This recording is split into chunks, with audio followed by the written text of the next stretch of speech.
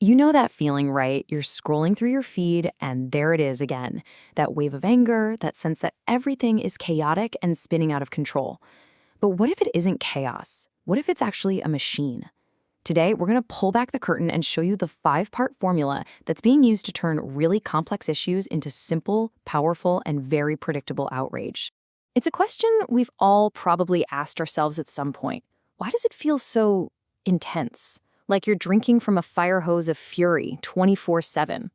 Well, it's kind of designed that way, to make you feel like the world is on fire. But here's the thing. There is a logic to the madness. And that's really the secret sauce to all of this. What feels like random, spontaneous outrage is often anything but. It's a system. It's a machine with interlocking parts that follows a predictable, five-step pattern. And once you see how those gears turn, you literally can't unsee how these narratives get built, piece by tiny piece. So here's our roadmap for today. We're going to break down the whole machine. We'll start with that first spark, what's framed as an existential threat. Then we'll see how that's used to make you lose trust in our systems and how that gets fanned into a full-blown culture war, until finally it all points to one solution, a strongman. And then we'll talk about why spotting this playbook is so important. Okay, let's dive right into the first and honestly the most important pillar, the invasion. You can think of this as the foundation for the entire house of cards. Its one job is to make you feel a sense of immediate, overwhelming danger. So here's the trick. This pillar takes a super complex topic like immigration, with all its economic and social nuances, and boils it down to a simple black and white conflict. Suddenly, we're not having a reasonable debate about policy anymore. No, it's an us versus them fight for the very survival of the nation. And you see this invasion idea get hammered home again and again through three main storylines. First, there's the threat to your personal safety, the idea that migrants bring crime and cities will collapse. Then there's the threat to your wallet, the narrative that they're just here to drain the welfare system. And finally, the threat to your political power, the claim that they're being imported to replace you and steal elections.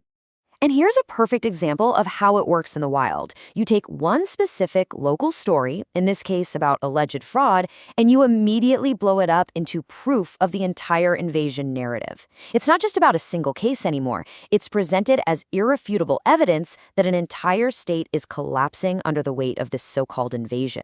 And just look at the effect this has. This is where it gets really clever. Standard, normal, democratic ideas get completely twisted. A regular old policy debate? Nope. Now it's a zero-sum, fight-to-the-death conflict. The legal principle of due process? Well, that's just coddling criminals. So you see how the stage is set, right? Once you're convinced that there's an active invasion happening, it's a pretty short leap to start wondering why the systems meant to protect you are failing. So let's move on and see how this fear becomes the perfect excuse for losing faith in everything else. Okay, so now we see how that external threat we just talked about gets turned inward. Because if there really are invaders pouring across the border and the government isn't stopping them, well, the story writes itself, doesn't it? It must be because the government itself is corrupt. And that brings us to Pillar 2, election fraud. Now, pay attention here, because it's not just about questioning the results of one single election. The goal is much bigger. It's to install this permanent belief that the entire system is a total sham. From this moment on, any election loss is instant proof of fraud. And any evidence to the contrary, well, that's just part of the cover-up, isn't it? And here it is. This is where the pillars just lock together perfectly. Remember that fraud story from Pillar 1? It's not just about welfare anymore. Now it's repurposed as proof for Pillar 2. The so-called invaders are now the mechanism for rigging elections, which means any future win for the other side is already delegitimized before a single vote is even cast. So, if you believe the elections are rigged, what's the next logical conclusion? You have to believe the institutions that enforce our laws are corrupt too. And that's Pillar 3, institutional capture. This is the deep state or weaponized government story, where agencies that are supposed to be neutral are painted as the political enforcers for a hostile regime. And a quote like this just says it all. Any investigation or legal action taken against someone on your side is no longer seen as the justice system working. Nope. It's immediately reframed as political persecution by a system that's been captured by the enemy. So let's just pause and recap. We have an invasion from the outside, rigged elections, and corrupt institutions on the inside. That's already a pretty potent mix. But to make the outrage truly go nuclear, you have to add an emotional engine. And that's the whole job of Pillar 4, the culture war. This is what turns a political fight into a holy war for the soul of the nation. This pillar works by injecting this intense emotional charge, focusing on things like identity, values, and family. It pushes narratives that schools are brainwashing your kids, that diversity programs are just a scam to destroy excellence, or that entire cultures are just fundamentally incompatible with our way of life. And this right here, this is the end game of the culture war pillar. I mean, just think about what that statement means. If every political disagreement is a battle between pure good and absolute evil, then the basic tools of a functioning democracy, things like negotiation and compromise, they become impossible. They're no longer seen as virtues, they're framed as moral surrender. And all of this leads us to the final, and what's presented as the only inevitable conclusion. I mean, really, think about it. If you've been convinced your country is being invaded, your democracy is a complete fraud, your institutions are working against you, and your entire culture is under attack, what's the only possible answer left? The narrative concludes that the system is just too broken to be fixed from within. The only rational response, it says, is a powerful leader who's willing to break the rules, to punish the bad guys, and restore order by any means necessary. Suddenly, extreme measures don't seem so extreme anymore.